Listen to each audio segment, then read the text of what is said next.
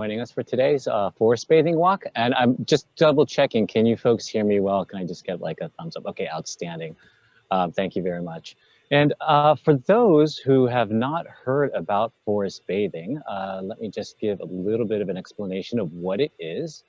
And I guess the most simple thing to say is this: if you've ever been a walk into the forest, you've been on a forest bathing walk. And honestly, you don't have to do this necessarily in the forest. Any nature scape will be sufficient enough. Even what green spaces we have here in DC. And mostly for forest bathing, one of the things that we want to do is pretty much slow ourselves down.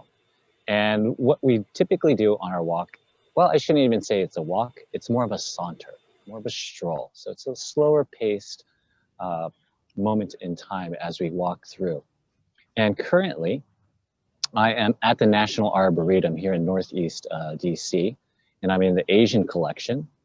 And so I do want to acknowledge the National Arboretum and the Friends of the National Arboretum for having me here and being here in their space. And also would like to give an acknowledgement and a bit of gratitude for the original stewards of this land, which would be the Anacostia tribe as well as the Piscataway tribe. And as you know, the Anacostia is also the name of the river that is saddled up against Maryland and DC. And actually here from the National Arboretum, you can access the Anacostia, and I've seen folks access the Arboretum through with kayaks onto this little dock they have nestled here on the river. So it's a nice little spot. And so thank you to Jeanette and GW for also having me here. So one of the things that we'll be doing, well, several things, is what we call invitations. And these invitations are just that. They're an invitation to connect back to nature, perhaps in a different way than we have before. And so I'll be guiding you through these different invitations. And I know mostly everyone's out, or rather inside. And if you're outside, just be mindful of where you are.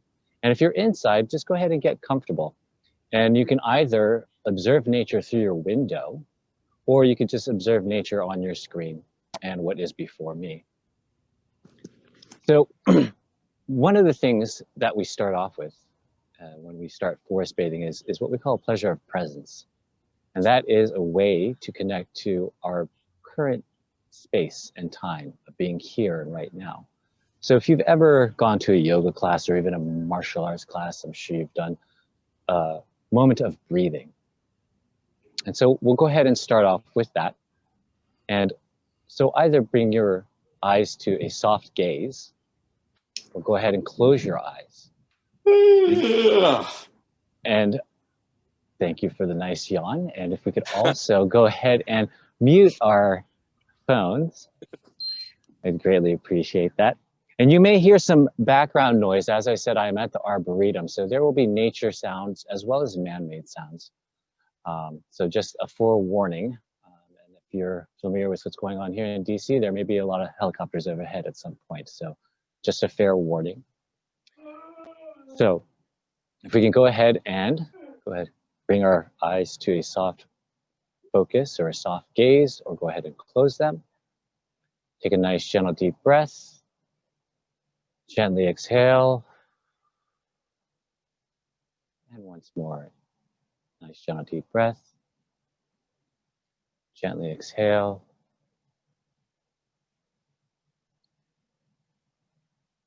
Now let's imagine ourselves getting comfortable in this spot, whether we're sitting or standing. Let's just visualize our feet and our legs just slowly sinking into the earth. And as it sinks deeper and deeper into the ground, you can feel the earth as it comes up towards your waist. From your toes to your legs, they extend downward like the roots of a tree.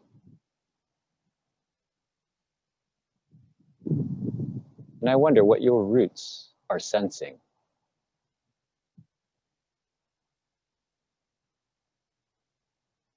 I wonder how your roots smell or taste the earth.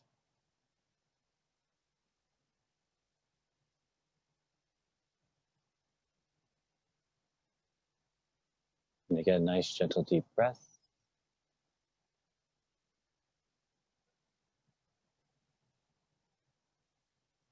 And now let's bring our focus to our pelvis, our hips. As they connect to those roots, they're partially beneath the ground and partially above.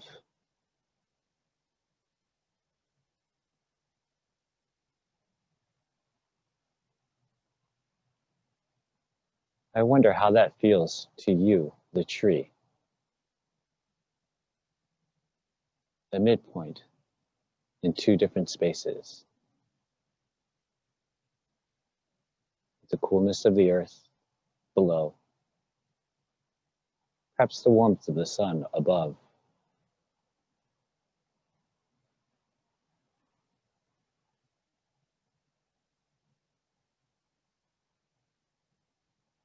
And again, nice, gentle, deep breath.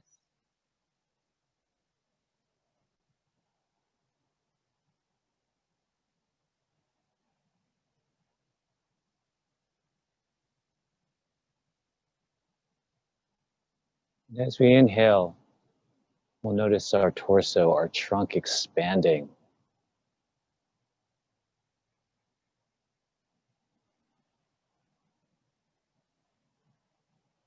We'll notice our trunk, perhaps reaching up further towards the sky.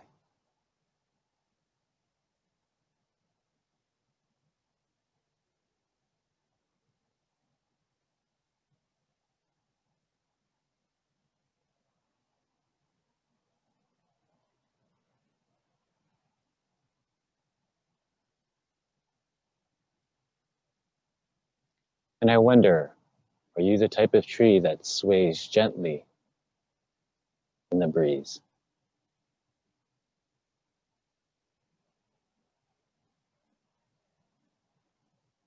Or do you stand tall and strong, rooted to the ground?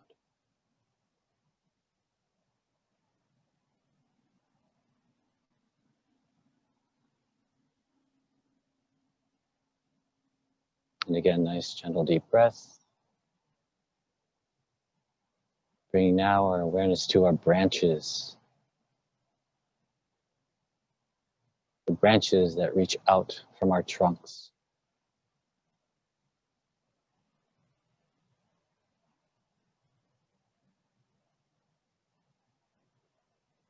The branches that reach up to the sun. Or do they reach to the ground like a weeping willow?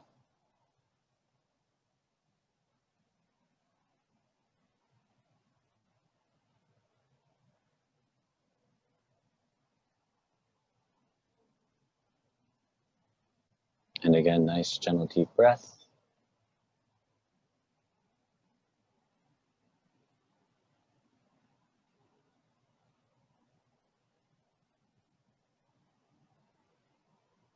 Now let's bring our focus to the crown of the tree that we are.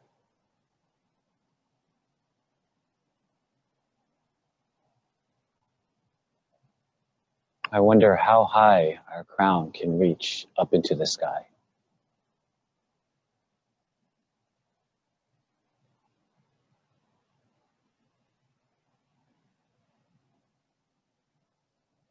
I wonder what the wind feels like as it caresses the branches and the crown.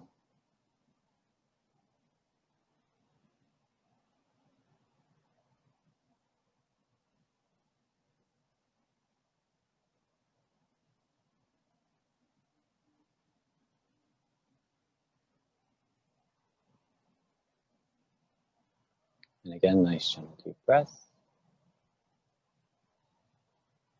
And let's take a moment to be this tree.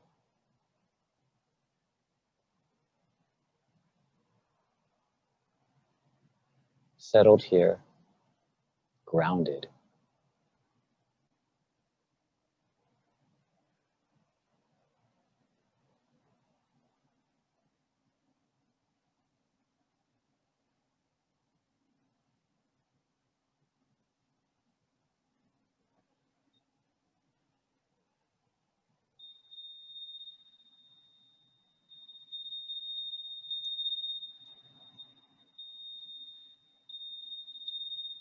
And if we can come back with those chimes, back to this moment.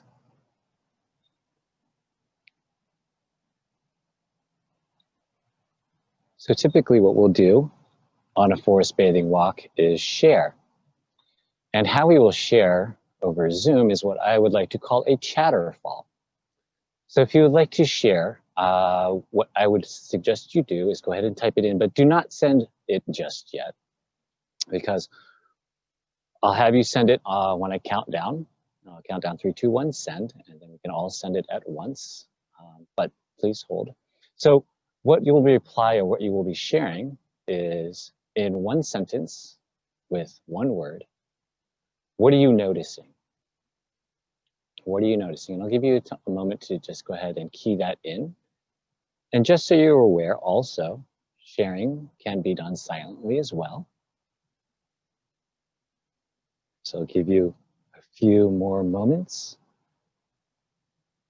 to come up with that single sentence and that single word before we start our chatterfall. And again, wait for me, please, to start our lovely little chatterfall. And I'll start the countdown in 5, 4, and yes, when I say send, we'll hit the button. 5, 4, 3, 2, 1, and send. Feathery branches, fresh air, fresh air, fresh air. Oak, feel expansive. Oh, awesome, everybody. Thank you for sharing. It was flying right through there, that chatterfall. So our next invitation, and this is one, what I call, or what we call, what's in motion. So what I will do is flip my screen around, and I'll sit here for a few moments, but I will be getting up and moving to a different location, and you can still observe the screen if you like. Again, I'll be moving at a slow pace. And in fact, I'll take my headphones off so you can hear the space that I do, so it's not covered up by my little scarf here. But if the movement gets too, I know it can be a little choppy for some folks. So if you'd like to, if you're at home, you're more than welcome also to look outside of your window and just to observe what's in motion. So bear with me as I turn this screen around.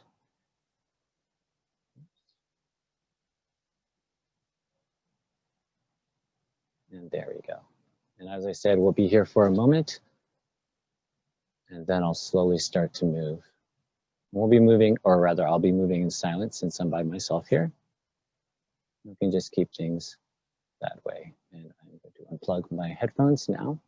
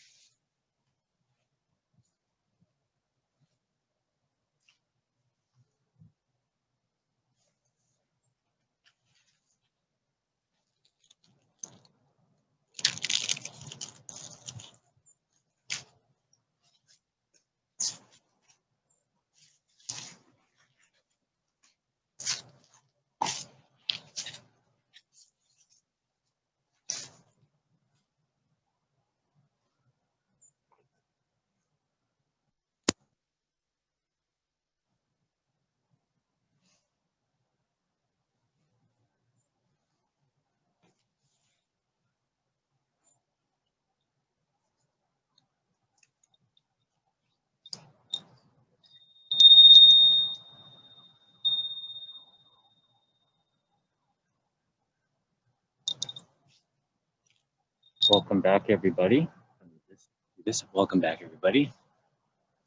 So we'll do our chatterfall again as we share. And our prompt now is, what are you noticing? What did you observe?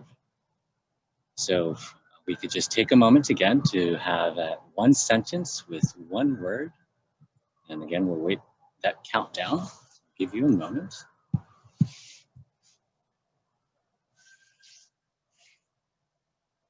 And let's see, 5, 4, 3, 2, 1, and send. Let's see what we have.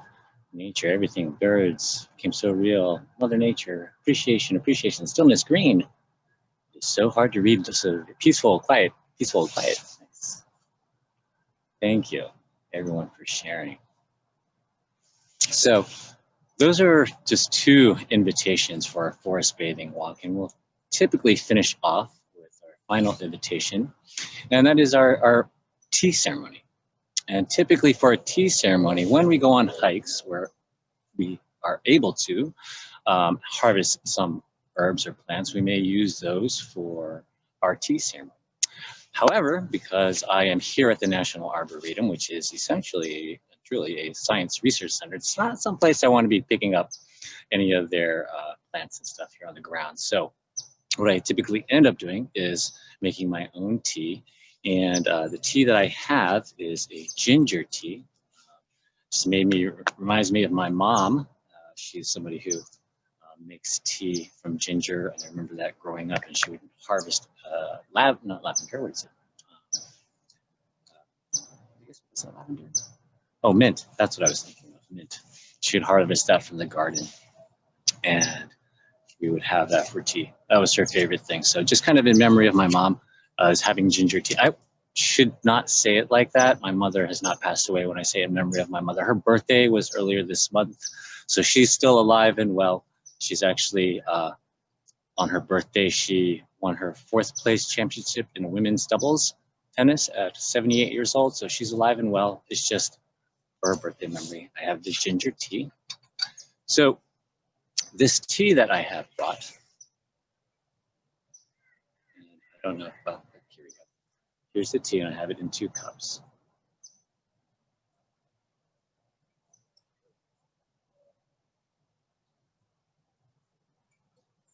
And we set this down.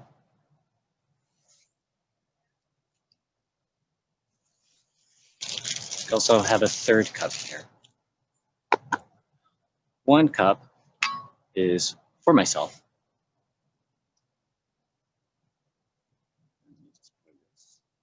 Let me get my cups here so we all can see them. So as I said, I have 3 cups here filled with this ginger tea. 1 is for myself.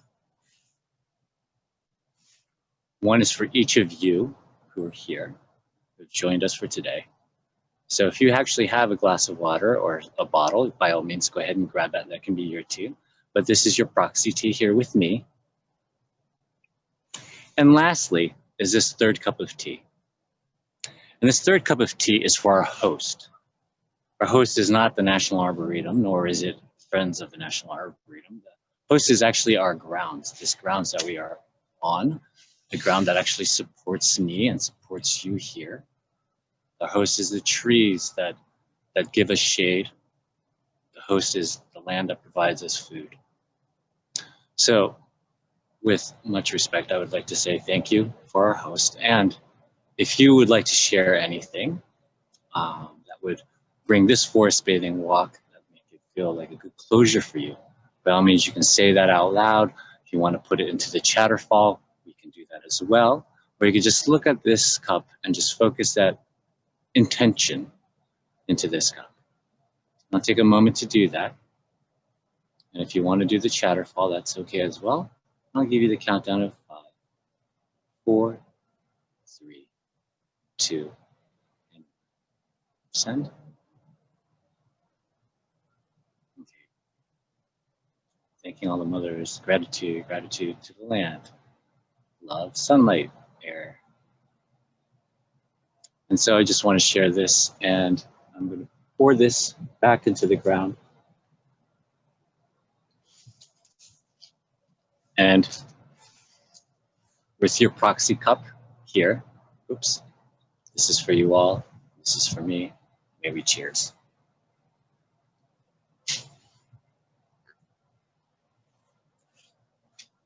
And that, my friends, brings us to our conclusion of today's forest bathing walk here at the National Arboretum. So thank you, everyone, for joining us. And I think we may have a few minutes if, I don't know if anyone has any questions. I think Jeanette mentioned we may be able to do that if anyone had anything to say or questions about the forest bathing itself. Thank you. Thank you all for joining. Thank you, Sage. If anybody has any questions, you can put it in the chat, or you can just unmute yourself and ask. Thank you very much, Sage. Are there any places you recommend in addition to the Arboretum for walking? Honestly, any green space that's near your home. But I mean, because I'm not sure where you are, but most folks, I mean, like I said earlier, if you just have gone walking anywhere, like even if it's in your neighborhood, you can still do forest bathing there. The key thing, I think, is being able to slow ourselves down to observe what's here in nature, and to see things, interestingly enough, at a macro and a micro lens. I do think that, yes, slowing things down, strolling as opposed to rushing through things would definitely be helpful. Because when we're doing forest bathing, as I've said, it's more of a saunter, more of a stroll. We're not what they call peak beggars that are trying to race to the top of a mountain. We're not ultra marathoners. No, we just want to take the time to just enjoy that journey. So anywhere, I honestly would say, is a good place to go. But if you want more green space, here in the local area, I mean, any of the state parks, everything from Rock Creek Park to the Shenandoah to the C&O Canal. I live in Montgomery County, and I've done this with my son along some of the side trails and bike trails, like the Matthew Henson, the Bethesda Trolley Trail. Any of those would work as well. And I mean, I've done this also along the Chesapeake Bay at Sandy Point Beach, so that was nice as well. So. And there are guides throughout the world that do this. Some do it on beaches, some do it up in the mountains. So again, and I know there are some in the Southwest that do it as well in the desert. So hopefully that answers. What do you do to avoid Lyme disease when in the woods? Layer up and try to get some sort of, whether it's what is it, chemical like DEET, or if you want to go with something a little bit more natural, then I know there are things on the market for that. But yes, and there's actually, unfortunately, the name is escaping me right now, but there is an app to track where Lyme disease sightings, but where notifications of Lyme disease has been found and where where the ticks are. And so, yes, that's another way of dealing with that. Another thing to remember is that ticks don't go dormant when it gets cold. I learned that a couple of years ago. Oh, and hopefully Cecilia just answered to your question about the ticks not going dormant.